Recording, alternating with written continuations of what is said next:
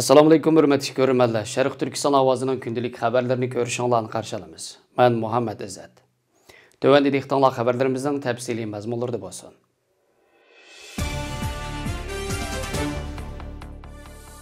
Atalmış Şinjan gezitining 17 avgust bergan xabar qaraganda, atalmış Şinjan Uyg'ur Avtonom rayonida siyosiy qonun xizmatini yanada kuchaytirish uchun 2 turkum siyosiy qonun qo'shinini tarbiyalash va tartibga solish safarbarlik yig'ini ochilgan bo'lib, atalmış Uyg'ur Avtonom rayonlik partikomining sekretari Chin Chuango qatnashgan.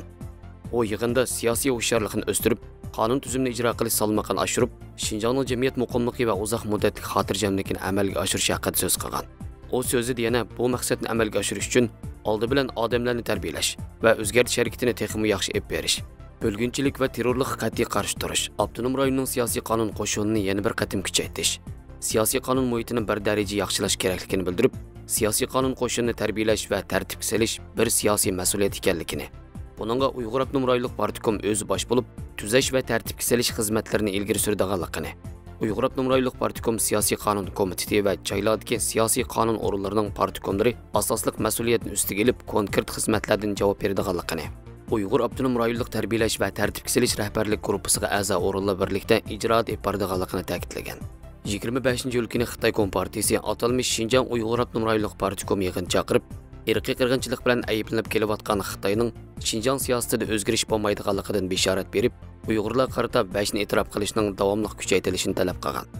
Millatlar ittifoqligini mustahkamlashni bölgünchilik qarshi turish tarbiyasi bilan birlashtirib, Xitoy Kompartiyasining atalmış yangi davrdagi Şinjanni boshqarish planini umumyuzlik ijro qilish, ijtimoiy muqimlik va uzun muddatlik amillik nishonida qat'iy ching turish, Şinjandagi millatlar masalasini millatlar ittifoqligi taraqqiyot tashviqoti, sotsialistik yadrolik qimmat qarash tarbiyasi, vatanparvarlik tarbiyasi, bölgünchilik qarshi turish tarbiyasi, marksizmlik davlat qarashi, tarix qarashi, millat qarashi, madaniyat va din qarashi bilan birlashtirish, atalmış vajni e'tirof qilishni davomli kuchaytirishni ta'kidlagan. Kuzatuvchilarning qarashicha, Chin Chuangoning yig'inda qolgan so'zi Xitoyning atalmış Şinjan Uyg'ur Avtonom rayonidagi bostirish siyosatining texmi kuchaytirilganligini ko'rsatgan. Yana bir jihatdan bu yig'inning ochilishi Taliban kuchlarining Kabulda o'z g'alabasini tabriklagandan keyingi vaqtga to'g'ri kelgan bo'lib, Xitoyning izchil holda Taliban bilan hamkorlik signal berganiga qaramay, Taliban islom amirligining qurilishining kelgusida Sharq Turkistonda kutilmagan ta'sir paydo qilishidan ansirayotganligini ko'rsatgan. Ammo Xitoyning asosli g'arzi yanada Taliban kuchlarini bahona qilib, Uyg'urlarni asabiylik va terrorlik bilan bog'lab, ularni davomli bostirish va qirg'inchilik yurgizish ekan.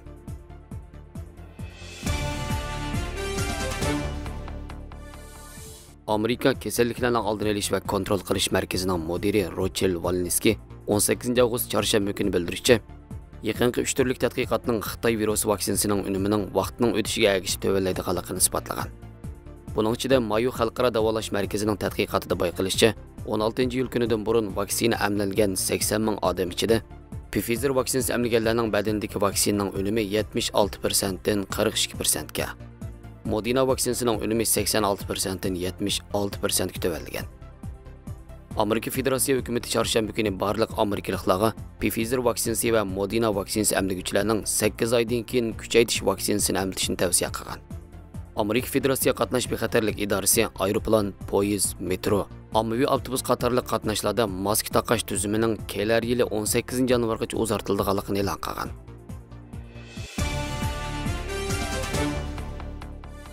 Türkiye Cumhurbaşkanı Reisi Recep Tayyip Erdoğan 2012 yılı işe kiriştirilgan keng doirlik yer tevresh ofatiga taqobil turish harakatini Türkiye'nin har qaysi joylarda uzluksiz davomlashtirayotganligini bildirgan. Cumhurbaşkanı Erdoğan ommaviy o'rtoqlash tor beti Twitter sahifasida e'lon qilgan bayonotida shahar o'zgartish xizmatlari doirasida yer tevrashga chidamli zapas turalg'ularning sonini uzluksiz ko'paytirayotganliklarini, qat'iy iroda bilan davomlashtirilayotgan keng doirlik yer tevrashga taqobil turish harakati doirasida 81 viloyat 922 nahiyadan yer tevrashga chidamli 300 ming turalg'u silinganligini, bu turalg'ulardan 100 mingining Istanbulda bo'lib 90 milliard Turkiya lirasi chiqim qilinganligini ta'kidlagan.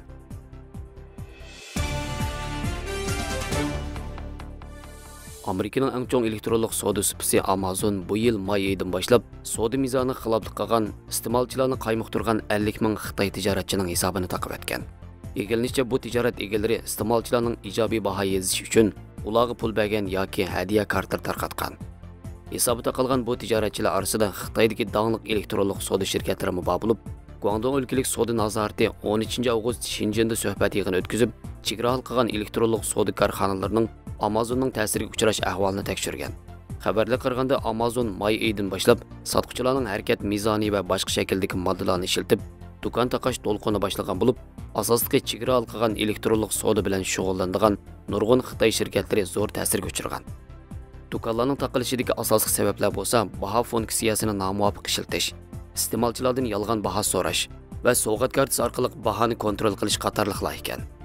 Egilishicha Shinjindagi chegara halqıgan 5 yo'l deb atalgan 5 cho'ng elektronluq soda shirkatining hisobida qolgan bo'lib, Shinjin chegara halqıgan elektronluq soda jamiyatining bildirishicha, bu Amazonning yaqinqi 5 yildan buyangi eng cho'ng hisoblarni tartibga solish harakati bo'lib, ta'sirga uchragan Xitoy korxonalari eng ko'p ekan.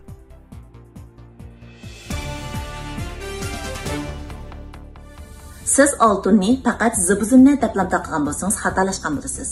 Bugun biz ko'pchilik bilan oltinning shifoliq roli haqida bir o'rtoqlashib baqaylik. Oltinning nihoyat kuchli oksidlanishga qarshi turish xususiyati bo'lg'achqa, u hujayralarni yashartadi ham badandagi ziyonli moddalarni texmi tavallatadi. Shunga oltin qirishning oldini olish va husn go'zallashtirishda nihoyat yaxshi rol o'ynaydi. Oltinning badanga bo'lgan foydali tarbi nihoyat ko'p bo'lib, odam badaniga ehtiyojli barcha elementlar ichida oltin elementimi odam organizmining funksiyasi uchun intayin muhim. Ko'nlarda oltin aqlni saplashtiradi, zehnini ochadi deydigan gap bor. Shunlashqa bola tug'ilib 40 kunlik bo'lganda oltin zibuzinnatlarni sug'ga selib, shu suvda balani yuyimiz. Bumi ota-bobolarimizning oltinning badanga bo'lgan foydali ta'sirini his qilib yetganligidan. Odatda untuqoq bo'lib qolgan, zehni quvvati tövallab ketgan, nervasi ojiz kishilar oltin suyini iste'mol qilib bersa, unumi nihoyat qaltis bo'ladi. Oltin yana revmatizm kasalligi va so'ngak chirishning oldini oladi. Mutaxassislar oltin uzukning revmatizm kasalligi va so'ngak chirishning oldini oladiganligini isbotlab chiqdi. Ular 30 nafar oltin uzuk taqaydigan revmatizmlik bo'g'im yalug'iga giribdor bo'lgan bemorning qo'l bo'g'imini tekshirish orqali oltin uzuk taqilgan barmoqlarning bo'g'im so'ngikining chirish va ziyonga uchrashining yenik ekanligi ham bo'g'im og'riqlarining saqayganligi, hatto oltin uzuk taqilgan barmoq atrofidagi boshqa bo'g'imlarga foydasi bo'ladiganligini, oltinning ta'siri teri yoki limfa orqali bo'g'im va qo'shni bo'g'imlarga yetib berib, so'ngak chirishning oldini oladiganligini ham revmatizm kasalliklarini saqaytishda intayin cho'ng rol o'ynaydiganligini isbotlab chiqdi. Oltin yana yurak asrashda belgilik roli bor. Ya'ni oltin zanjirini uzunroq qilib badanimizning yurak joylashgan qismiga o'dillashtirib ezib olganda yurak sog'lomligiga foydasi borligini olimlar isbotlab chiqqan. Oltin halqini ko'p taqiganda uyg'uni yaxshilashda ham ko'zning ko'rish quvvatini oshirishda, ko'zga oq tushish, ko'z pardi yallig'i qatorli kasalliklarning oldini olishda belgilik roli bor.